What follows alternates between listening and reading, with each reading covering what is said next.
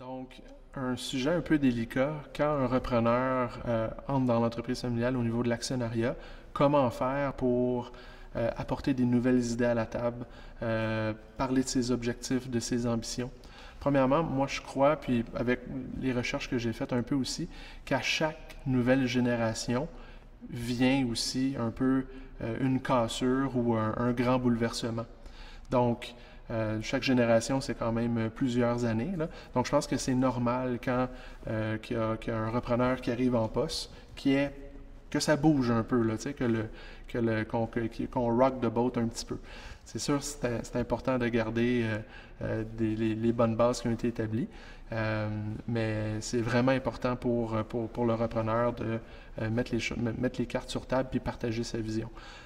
Dans cette optique-là, je pense aussi que prendre la relève d'une entreprise n'est pas nécessairement prendre la relève dans la continuité.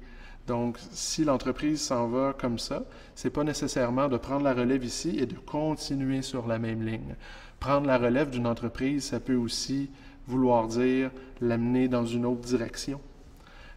Donc ça, je pense que c'est important pour les repreneurs de garder ça en tête, que c'est pas parce qu'on prend la relève que c'est nécessairement exactement dans la même lignée. Encore une fois, ça revient à la communication. Je pense que c'est sûr que quand une entreprise fait les choses d'une certaine façon pendant 20, 30, 40, 50 ans, c'est pas facile de changer les processus puis de virer le bateau de bord, comme on dit.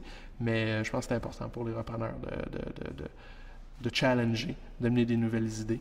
Et puis, parce qu'eux autres ont quand même une partie de la solution où sont nouvelle génération, nouvelles idées, nouvelles perspectives, nouvelles forces.